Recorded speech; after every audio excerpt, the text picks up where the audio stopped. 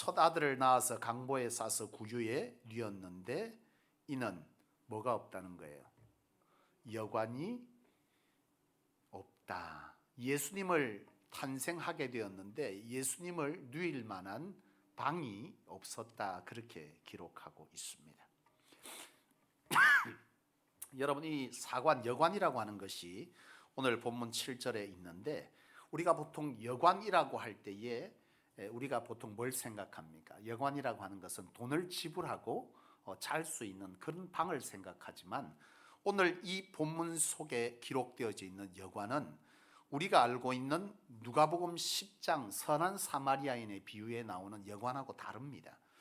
누가복음 10장에 보면 강도 맞는 자가 있었다. 그런데 이 강도 만난 자를 선한 사마리아인이 뭐 하는 겁니까? 외면하지 아니하고 그를 데려다가 자기 돈을 지불하고 여관에서 쉬게 해 주었다. 그렇게 기록되어져 있잖아요. 여기에 누가복음 10장에는 파도케이온이라는 단어를 쓰는데 이것이 바로 우리가 알고 있는 일반적인 숙박시설을 말하는 겁니다.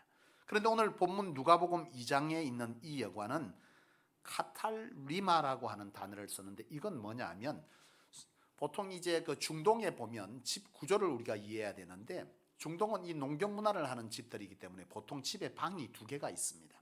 큰 방이 있고 작은 방이 있는데 이 큰 방은 주로 모든 가족들이 쓰는 방이고 그 큰 방 옆에 붙어 있는 이 조그마한 방이 있는데 이 방이 바로 손님을 맞기 위해 마련되어 있는 손님을 위한 방이 바로 이 여관이라고 써 있는 이 단어입니다.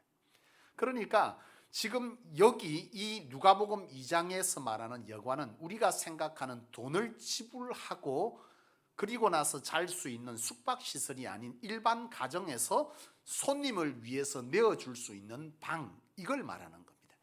다시 말하면 이 본문 속에서 예수님이 이 땅 가운데 오셨지만 예수님이 쉴 수 있는, 예수님의 탄생을 맞을 수 있는 방을 그 누구도 내어주지 않았거나 다른 용도로 사용하기 위해서 그 방이 찼다는 거예요. 다시 말하면 이 시대도 지금 이 본문을 보면서 나는 생각하는 것이 있습니다. 예나 지금이나 예수님이 오실 때에 방을 내어주는 곳이 참 없구나. 여러분, 지금도 요즘은 코로나 때문에 어떻게 됐는지 우리가 잘 모르겠으나 사실 지금도 지금 전국에서 이와 같이 방역을 위해서 여러 모임 자체를 하지 못하도록 통제를 하고 있지만 사실 우리는 다 알고 있어요. 지금 방이 50%라고 말하는데 지금 숙박시설 전화하면 연말에 방 다 차고 없습니다. 예나 지금이나 성탄절에 주님을 위할 그런 어떤 방은 없어도 사람들이 쉬고 다른 용도로 쓸 방은 이미 사람들로 다 찬 거예요. 예나 지금이나 바로 주님을 주인공으로 맞지 않고 있는 상황들이 오늘 이 본문을 통해서 읽어지더라는 것입니다. 여러분, 나는 이 말씀 속에서 참 안타까움을 느낍니다. 예나 지금이나 주님이 오셔도 세상은 그 주님을 위해서 방을 내어주지 않더라. 성탄에 대해서 초등학교 아이들에게 질문을 했습니다. 조사를 했는데요. 초등학교의 64%가 성탄이 어떤 날입니까? 라고 질문했더니 64%가 성탄은 산타크로스의 생일이다. 이렇게 답변했습니다. 놀랍죠? 64%가 성탄절을 산타크로스가 태어난 날, 생일이다. 이렇게 말했다는 거예요. 그 아이들에게 다시 묻습니다. 성탄절에 무엇을 제일 하고 싶으냐, 무엇이 제일 하고 싶냐 물었더니 크게 세 개로 나뉘었는데 성탄 트리 하기, 영화 보기, 그리고 세 번째는 카드나 선물 나누기. 이것이 위에서 세 번 답에 가장 많은 답변이 이 세 개가 나왔다는 거예요. 여러분, 뭘 말하죠? 성탄절은 예수님의 오심을 기념하고 기뻐하는 날인데 정작 지금 이 시대의 성탄절의 주인공은 산타크로스고 성탄절에 주님을 맞을 그 어떤 세대의 마음이 없다라고 하는 것이죠. 왜 이렇게 되었을까? 여러분, 왜 이렇게 되었을까요? 여러분, 지금도 예나 지금이나 성탄절이 되면 믿든 안 믿든 서로 인사할 때 어떻게 인사를 했습니까? 메리 크리스마스 이렇게 인사했습니다. 그런데 최근 몇 년 사이에 미국에서요, 메리 크리스마스라는 이 인사를 다른 말로 바꾸었습니다. 해피 홀리데이. 이렇게 인사말을 바꾸기 시작합니다. 성탄절에 메리 크리스마스 이렇게 인사하지 않아요. 어떻게 해요? 해피 홀리데이. 뭐라는 말입니까? 행복한 휴일입니다. 이렇게 서로 인사하는 걸로 대체가고 있다는 거예요. 왜 그렇게 바꾸냐? 메리 크리스마스라고 하는 이 단어가 너무 종교적 색채를 띠기 때문에 이제부터 그렇게 하는 것은 다른 종교에 관해서 배려하는 것이 아니기 때문에 해피 홀리데이로 인사를 하자, 그렇게 바꾸어가고 있다는 거예요. 여러분, 영국은요 이미 종교적 광고를 금지하는 이런 일들이 일어나고 있고, 영화관에서 크리스마스 광고를 못하도록 금지해 놨습니다. 미국과 비롯 유럽에서도 마찬가지 국립병원에서는 성탄절에 크리스마스 캐롤을 틀지 못하도록 하고 있습니다. 우리나라도 서울시청 앞에 광장에 크리스마스 트리가, 대형 트리가 만들어져 있는데요. 여러분, 이 크리스마스 제일 위에, 크리스마스 트리 위에 뭐가 있죠? 우리 보통 뭐가 있습니까? 별이 있습니다만은 원래 거기에는 십자가를 위에다가 뒀습니다. 그런데 이것이 민원이 자꾸 들어가는 거예요. 성탄 트리 위에 십자가가 있는 건, 성탄 트리라고 하는 것이 예수님의 오심에 대한 것임에도 불구하고 이 시대가 얼마나 악한지 이것이 계속 민원이 들어가는 거예요. 십자가가 너무 종교적 색채가 강하니까 그 십자가를 띄워달라는 민원이 들어가서 이 십자가 크기가 점점 작아져서 지금은요 이 크리스마스 트리 위에 십자가가 자그마하게 달려 있습니다. 여러분, 사실 왜 이런 일들이 일어나고 있느냐 하면, 과학 문명이 발달하여지면서 진화론의 학설을 주장하는 그런 사람들이 인권이라는 명목으로 예수의 이름을 지구상에서 계속 뭐 하는 겁니까? 추방하려고 합니다.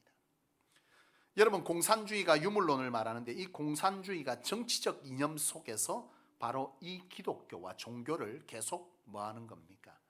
이 지구상에서 계속 몰아내려고 하는 이런 정치적 이념과 이런 일들 때문에 지금 이 시대 속에서 바로 성탄이 점점 뭐가 되는 겁니까?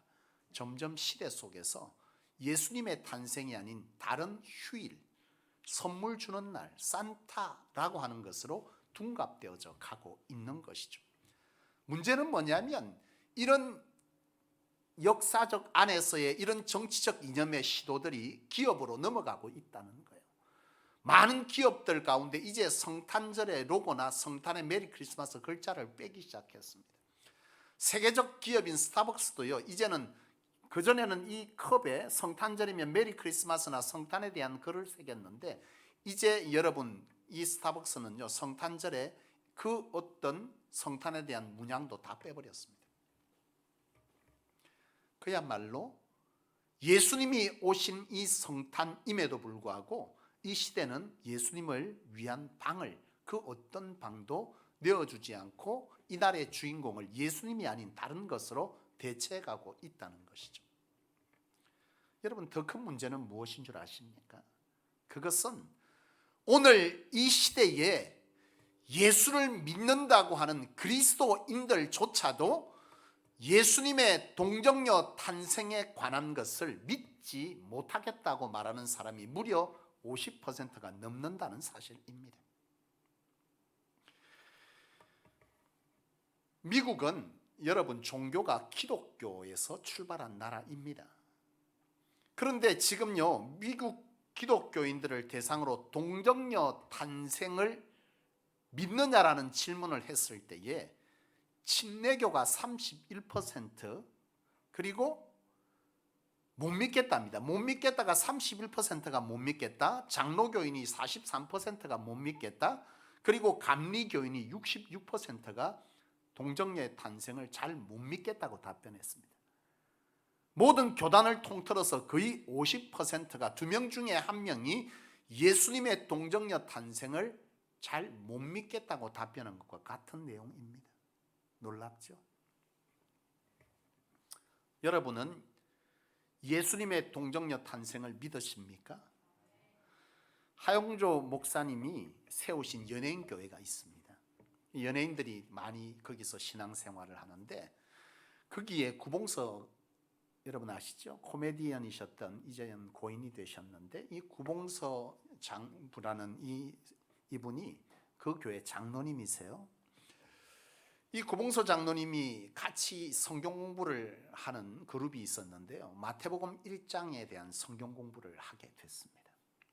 마태복음 1장을 성경 공부를 하는 가운데 보면 예수님의 동정녀 마리아 탄생이 나오거든요. 알죠? 예수님의 동정녀 탄생의 것이 나오니까 거기에 연예인 중에 몇몇이 어떻게 처녀가 아이를 낳을 수가 있냐라고 하는 것에 대해서 믿을 수 없다고 얘기를 한 거예요. 그래서 구봉서 장로님이 그랬다는 거예요. 성경이 나오니 그냥 믿어라 그렇게 얘기를 하니까 생각을 해보라는 거예요. 장로님 어떻게 처녀가 아이를 낳을 수 있냐고, 그게 과연 믿을 수 있는 얘기냐 그랬다는 거예요. 근데요, 이 구봉서 장로님이 참 기가 막힌 답변을 했어요. 뭐라고 답변했냐? 야, 소리를 친 거야. 야, 요셉도 믿었는데 너희가 왜 못 믿냐? 어? 정작 마리아의 남편이었던 요셉도 동정녀의 탄생을 믿는데 너가 뭐라고 이걸 못 믿냐고 소리를 쳤다는 거예요. 참 기가 막힌 답변 아닙니까? 같이 결혼을 약속했던 요셉도 동정녀였던 이 마리아가 성령으로 예수를 탄생했다는 것을 그 옆에서 믿었는데 너희가 어찌 그것을 못 믿느냐 그렇게 말했다는 것이죠. 여러분, 신앙이라고 하는 것은 지식이나 여러분 신앙이라고 하는 것은 그런 것이 아니라 신앙은 뭔 거죠? 믿는 겁니다.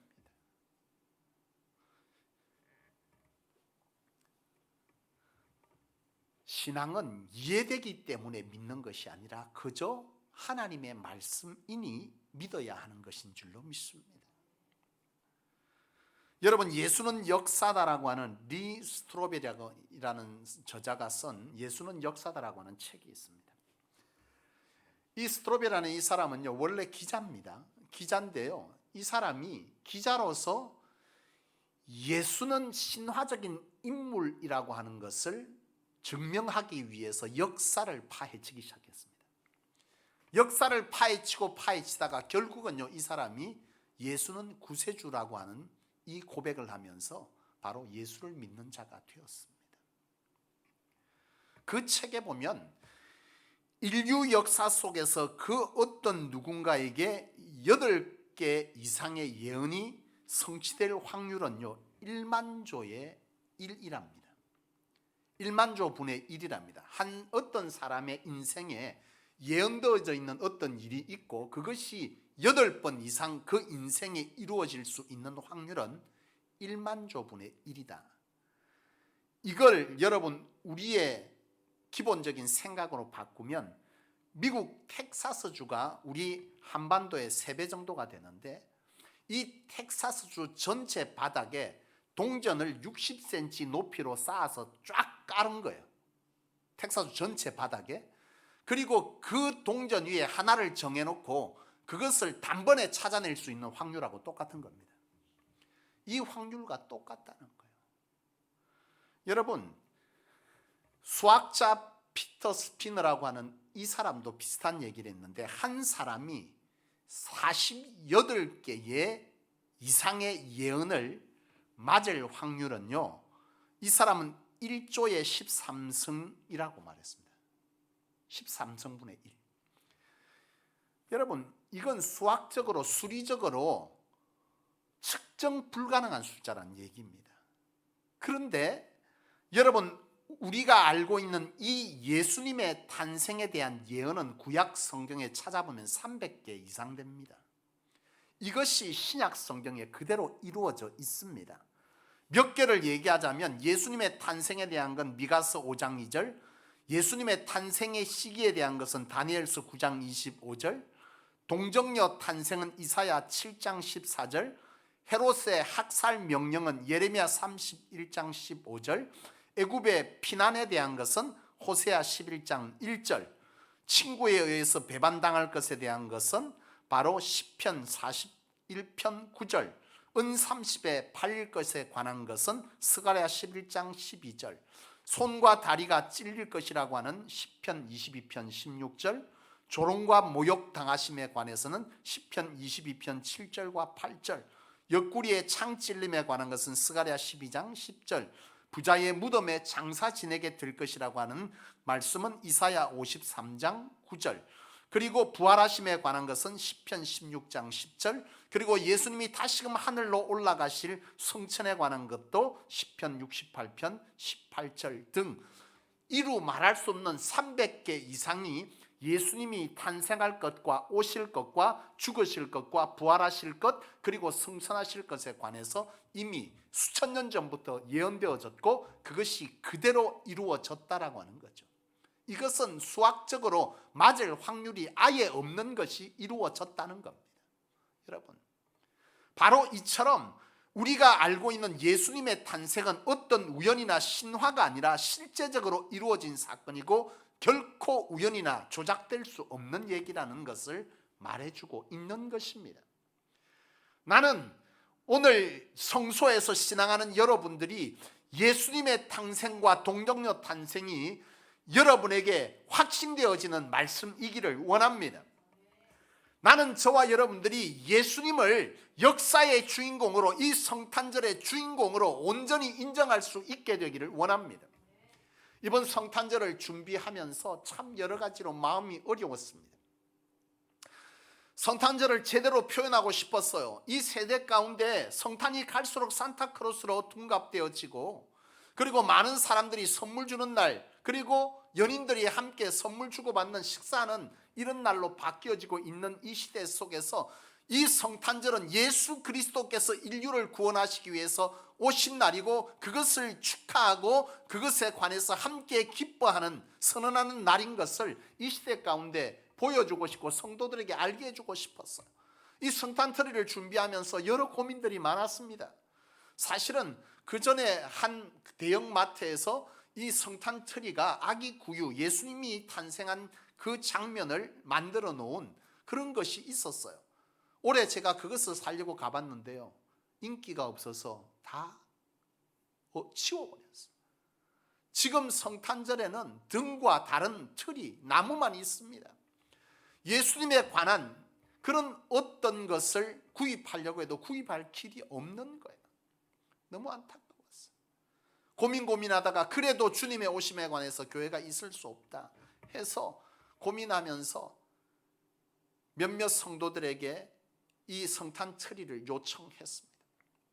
여러 가지 고민들을 하면서 그래도 가까운 우리 교회 입구에 보면 별들이 있습니다. 그죠? 이 별은 뭘 상징하죠? 예수님의 탄생을 의미하는 것입니다. 스티커를 붙여놨습니다. 스티커를 붙이면서요, 성도들이 고민이 있더라고. 스티커를 사서 이 유리에다가 막 붙이는데, 나름 여러분 오시면서 봤는데 뭐 나름 이쁩니다. 그죠?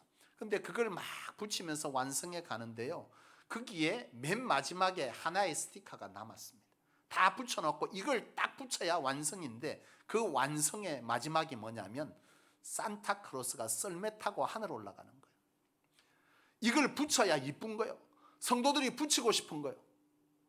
여러분, 이거 붙여야 합니까? 말아야 합니까? 여러분, 아무리 이뻐도 성탄의 주인공은 사람을 위한 아름다운 트리가 아니라 주님의 오심을 기뻐하고 그분을 향한 우리 안에 아름다운 선물 같은 트리여야 한다고 믿습니다.